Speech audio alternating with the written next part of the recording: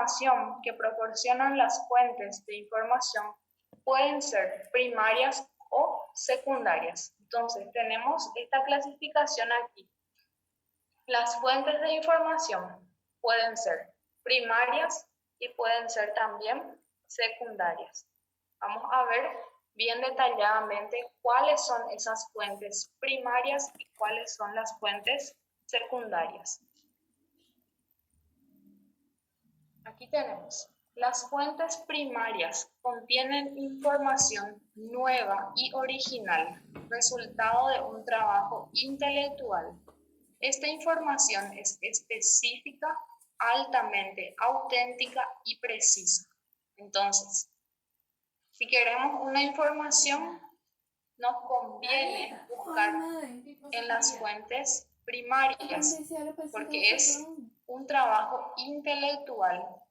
Entonces, esto quiere decir que fue aprobado o que fue validado, como les dije, por la comunidad científica.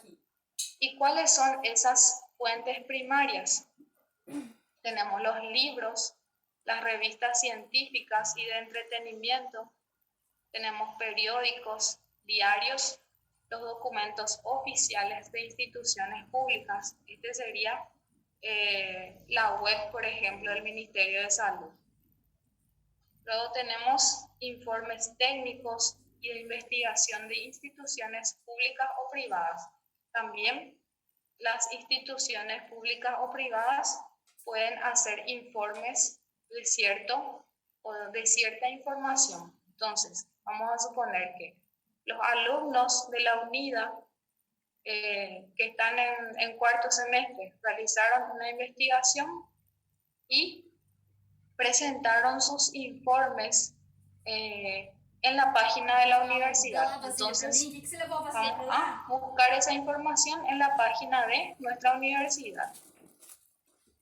Y por último están los patentes o las normas técnicas.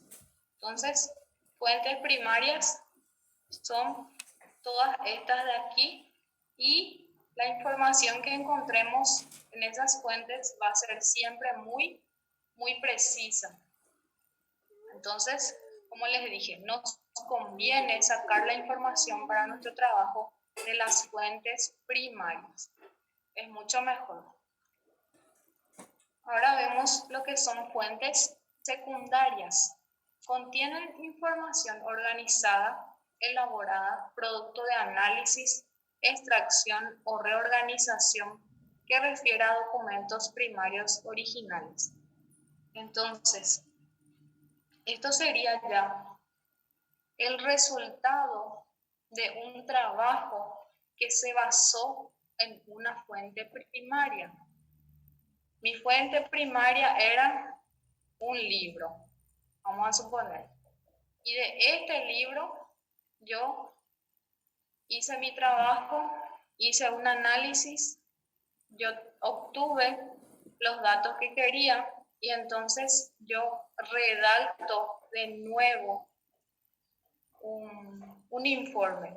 Entonces, de la fuente primaria yo me basé para realizar este trabajo que ahora yo estoy presentando. ¿Y cuáles son las fuentes secundarias? Son las enciclopedias, antologías, directorios, libros o artículos que interpretan otros trabajos o investigaciones. Entonces, si yo escribí un libro, pero yo me basé en otro que ya es del año 2010, por ejemplo, entonces yo estoy presentando una información más actualizada. Entonces, ese trabajo que yo estoy presentando se va a convertir en una fuente secundaria, porque ya es el resultado de una investigación en base a lo que ya existía. En base a este libro que ya existía, yo pude hacer mi trabajo que estoy presentando con datos actuales. Otras fuentes secundarias también son los catálogos, las bibliografías, los boletines de sumarios, revistas de resúmenes, los índices de citas y de impacto. Entonces, supongamos que yo lo que hice fue una revista de resúmenes. Entonces, de este libro saqué un poco, de este otro saqué un poco y preparé una revista. Entonces, se convirtió en una fuente secundaria.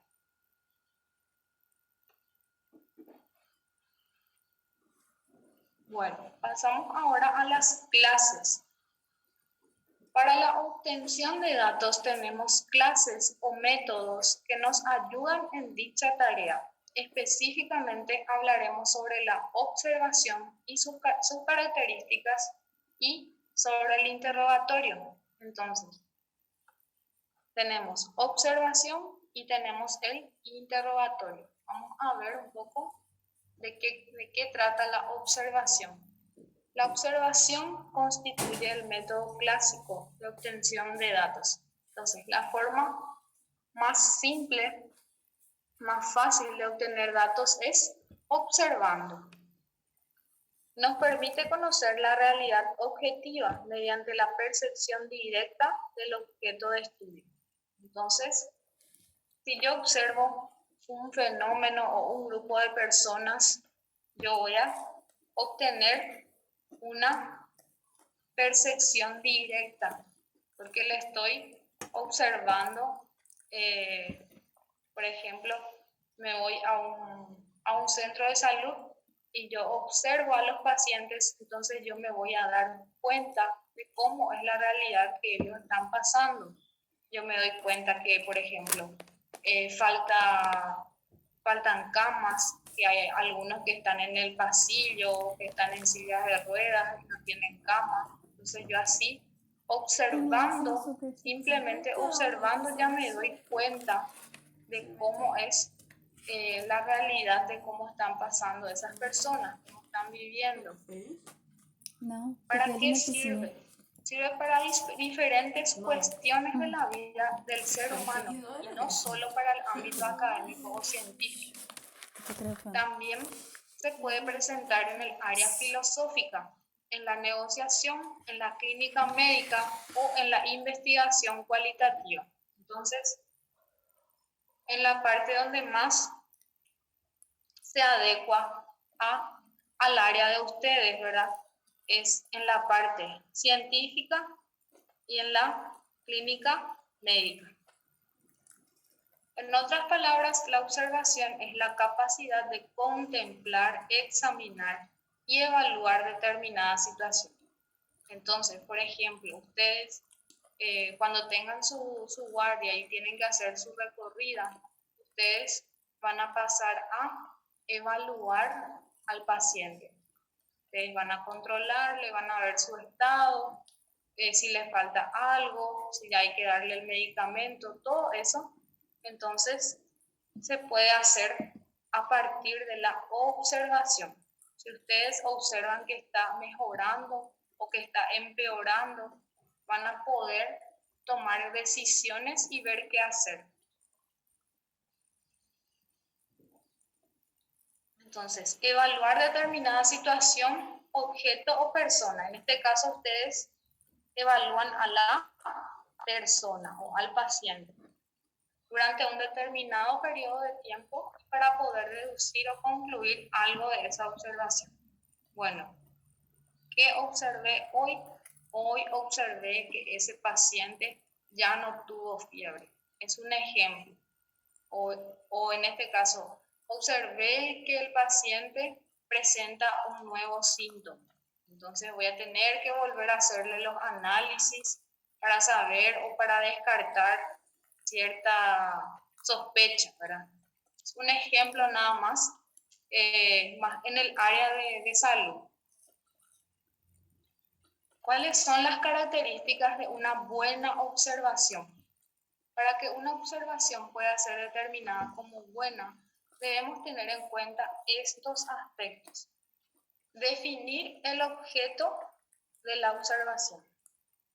Bueno, vamos a suponer que vamos a ir a observarle a un paciente. Entonces, el objeto de la observación es mi paciente. Determinar el momento y el lugar más adecuado. ¿A qué hora yo me puedo ir a controlarle a ese paciente? Y bueno, me voy a ir a las 7 de la tarde a controlarle otra vez. Y el lugar más adecuado, en este caso, si está internado, sería en el hospital. El lugar donde yo voy a ir a observar. Elegir el método e instrumento más idóneo.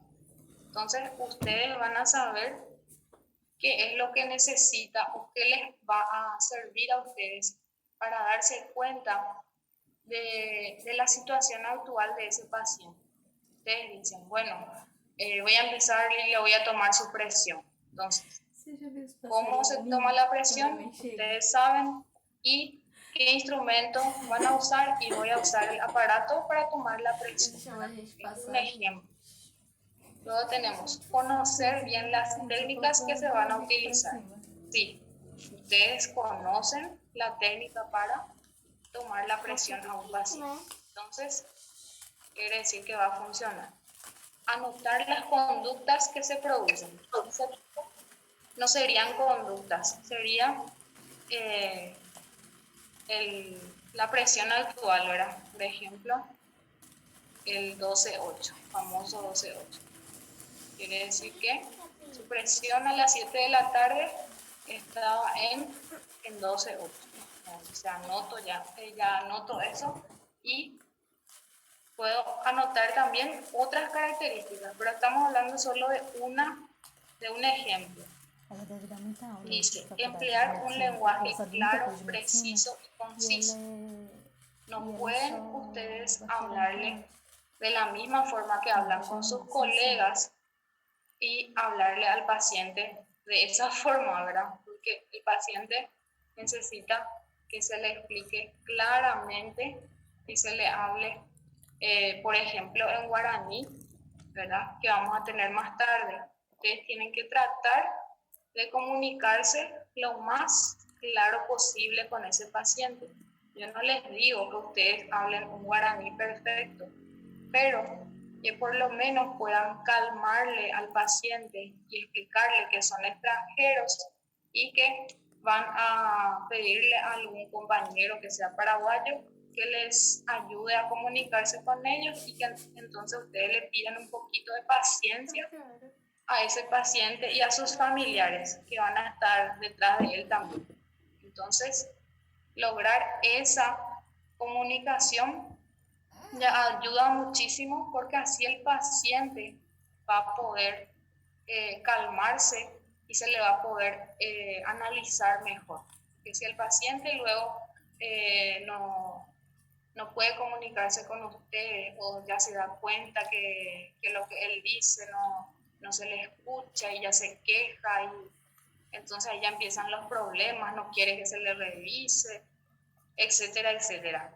Entonces vamos a tratar siempre primero de calmarle y de explicarle, bueno señor o bueno señora, yo necesito que colaboremos y le pido un poco de paciencia porque no hablo guaraní, etcétera, ¿verdad? Una forma de empezar.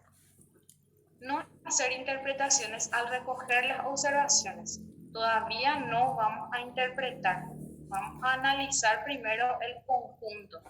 Todo lo que yo anoté voy a ir uniendo y viendo a qué aplica o qué posible diagnóstico yo voy a obtener con todos estos datos que ahora pude recolectar. Beleza.